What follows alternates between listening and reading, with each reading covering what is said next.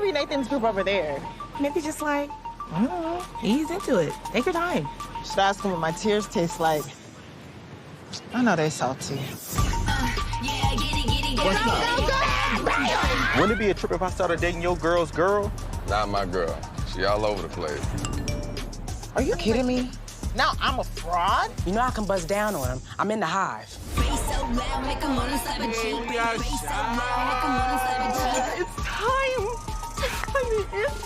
We're having a breakthrough, y'all. I think we're gonna need some more taquitos. More taquitos, please. Okay.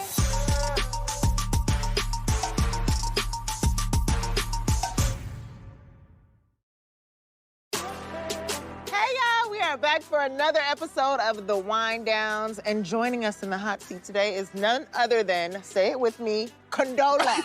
Condola herself, the brave and talented Christina Elmore. Yes. Y'all ready to talk about episode 3? Pressure? I'm ready. Okay. Let's do it. Yes, yes. Cheers. Cheers. In today's episode, we focus on Lawrence and Condola being new parents. You had just given birth. In real life, when we started filming season 5, what was it like to go through this storyline with all these emotions while being sort of a post-baby state yourself? It was a lot. And at first, I thought it was gonna be a lot in like a bad way. I was like, this is gonna be too much baby time all the time. But it was really cool, actually, to sort of be in parallel experiences, but very different experiences. I appreciated my husband so much. I was like, I'm so glad not to be Condola in real life. But I also think, like, physically, it was a blessing, because I was very tired. Condola was very tired. Yeah. I had a little extra baby weight. Condola needed a little extra baby weight.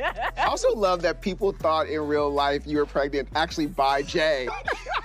So, Prentice, as a man, being a father yourself, how did you relate? I was pretty much a go-with-the-flow father, but once I had my son, I was very much like, what's the poop like? What color is it? And so to watch Jay be worried about the weight and the this and the that, like, I could really relate to not wanting to mess this up. And I could empathize with him wanting to get it right, but obviously doing a million things wrong. It was so enjoyable to watch, but so hard to watch, you guys. Can you just talk about what you did to kind of prepare to get into that toxic environment? I was already so tired, so worn out, like waking up in the middle of the night, then coming to work at 4 a.m. That like a lot of that energy was already there, and you didn't have to set a lot to get the fuse really lit. But I also think that Jay's a talented actor. The babies were so great. Crying in the middle of the argument, it was kind of perfect. But I really tried to think about, what does it feel like? I am so grateful. My mom was there with me. My husband is on it. He's not just getting kudos for changing a diaper. But what would it feel like if I was at home doing all this by myself? And it wasn't that hard to imagine it. So once I got there, we were able to sort of play. She's always been a character that we felt keeps everything super tight and together. And what is it like when her life isn't that way? And I just thought you did such a great job of letting us into Condola when nobody else is around. I've had so much fun playing her as like, she has her black and her white and her hair is braided and she is ready to go. But to see her like covered in baby food and tired and mad, and not necessarily being fair all the time. Because why should she be fair? So many feelings. I loved your support system of Keke Palmer. Those scenes were so enjoyable to have someone like Keke Palmer have Condola's back, who in real life actually was strongly anti-Condola. Very anti-Condola. When I saw her name on the call sheet, I said, so for real?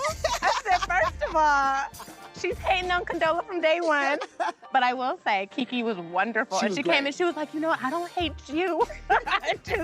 I just hate what it's doing to the characters and to the journey. She was great. But she was so fun. And she was so great as the ride or die. She will ride for Condola so hard. She will. So that final fight scene was obviously so painful for both characters. And after Lawrence leaves, what do you think changes for him? I think that there's a moment, I think, on that flight that gets kind of hectic and gets kind of crazy, that he goes back and realizes that, yeah, I can be mad at Condola all day.